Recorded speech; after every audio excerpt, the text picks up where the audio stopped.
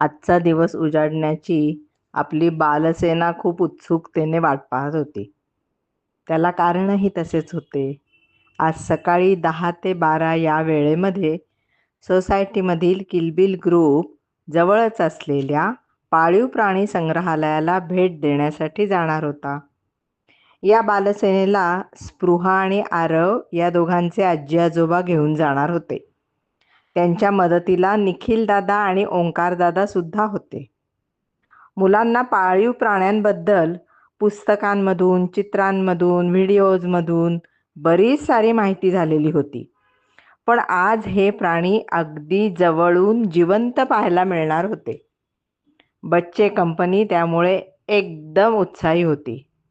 सगळे टोपी, water bottle, काय काय छोटे छोटे स्नॅक्स घेऊन 9:30ला हॉलमध्ये हजर झाले. प्राणी संग्रहालयामध्ये प्रवेश करताना प्रत्येक मुलाच्या हातात भाज्यांची पाने, देठे, धान्य अशी असलेली एक छोटी बास्केट दिली. प्रथम छोट्या पिंजऱ्यामधील पांढरे शुभ्र ससे पाहिल्यावर मुले खुश झाली. प्रत्येकाने छोटी छोटी पाने हातात धरून त्यांना खायला दिली.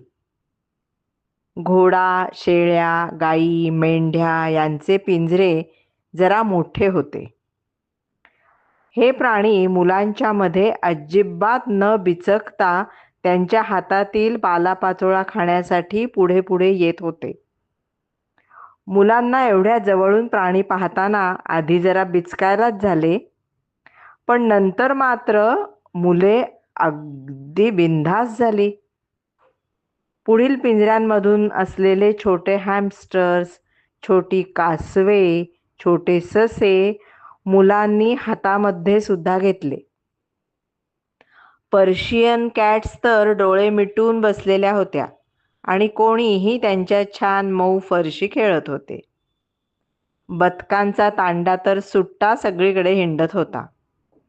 तिथे छोट्या मुलांसाठी शॉवर डान्स, छोटे छोटे क्राफ्ट बनवणे, मणी ओवून त्यांचे शेप्स बनवणे, ग्लास पेंटिंग करणे, बबल्स हवेत उडवणे असे छान धम्माल गेम्स ठेवले होते.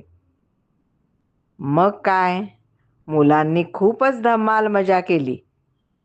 खूप वेळ एन्जॉय केल्यावर आता मात्र थोडी भूक लागली.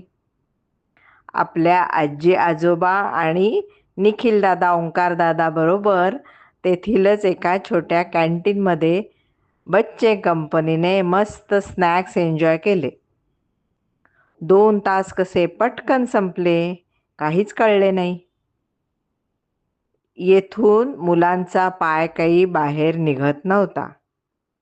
पण आपल्याला दिलेला टाइम स्लॉट तर संपत आला होता आणि घरी जाऊन प्रत्येकाला सगळ्यांना आम्ही काय काय मजा केली हे सांगण्यासाठी लवकरात लवकर घरी पोहोचायचेच होते.